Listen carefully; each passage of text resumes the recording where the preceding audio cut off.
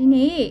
ကိုစီကိုရင်ခုန်စရာကောင်းတဲ့သတင်းကောင်းလေးကြားချင်ရင်ဒီဗီဒီယိုကိုအဆုံးထိကြည့်သွားပေးပါဒါက Universe ကတင့်စီကို message တစ်ခုပို့ချင်တယ်လို့ဖြစ်ပါတယ်ဒီနေ့ရဲ့ collective energy က page shortcut ကြတဲ့အတွက်တင့်စီကိုမမျော်လင့်ထားတဲ့နေရာကနေဝမ်းသာစရာသတင်းစကားတွေ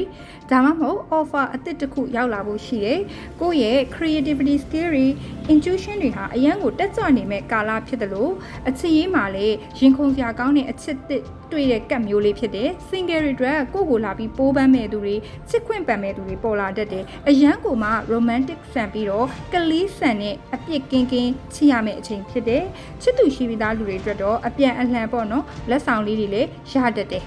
ငွေကြေးပိုင်းဆိုင်ရာနဲ့ပတ်သက်ရင်ဝမ်းသာစရာသတင်းတချို့ကြားရဖို့ရှိတယ်ဥပမာဆိုရင်မုတ်ဖိုးလေးတွေရတာတော့အပိုစုကြီးတွေရတာမျိုးတွေကြုံတတ်တယ်ဒါပေမဲ့ကြီးမားတဲ့စီးပွားရင်းနှီးမြှုပ်နှံမှုတွေလုပ်ဖို့ကတော့ experience မပြည့်ဝသေးပါဘူးငွေသုံးဆွဲတဲ့နေရာမှာလည်းကိုယ့်ရဲ့စိတ်ခံစားကြောင်းနဲ့ကိုလိုက်ပြီးတော့ဖြုံးတီးတာမျိုးတွေဖြစ်တယ်လို့သတိပြုရပါမယ်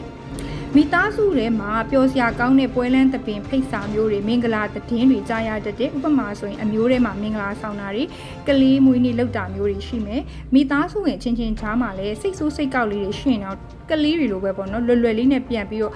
တစ်မြတ်သွားပြီးတော့ချစ်ချစ်ခင်ခင်ဖြစ်နေမယ့်အချိန်မျိုးကိုတွေ့ရပါတယ်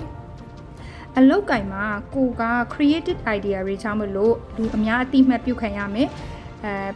entertainment နဲ့ပတ်သက်တာတို့စာရေးတာတို့ဒီအမှုပညာဆန်တဲ့ဖန်တီးမှုတွေမှာပို့ပြီးတော့အဆင်ပြေပါလိမ့်မယ်အလုံးနဲ့ပတ်သက်လို့ရှိရင်စိတ်လှုပ်ရှားစရာ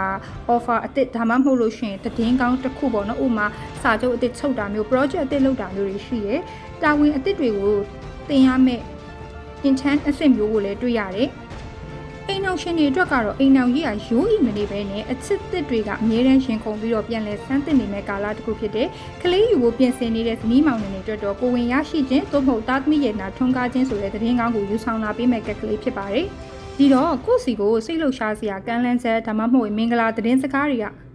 ရောက်လာတော့မှဖြစ်တဲ့တင့်ရဲ့စိတ်ကူးစိတ်တန်းအသစ်တွေကိုအလေးအနက်ထားပေးပါဘဝကိုကလေးတယောက်လိုအပြစ်ကင်းကင်းနဲ့ပျော်ပျော်ရွှင်ရွှင်ဖြတ်သန်းလိုက်ပါလို့အကြံပြုချင်ပါတယ်ဒီ energy ကိုလက်ခံရရှိခြင်းတော့ I'm open to love and good news လို့ comment မှာရေးပြီးတော့လက်ခံရယူလိုက်ပါနော်။ကံတရားဆိုတာတကယ်ရှိပါတယ်။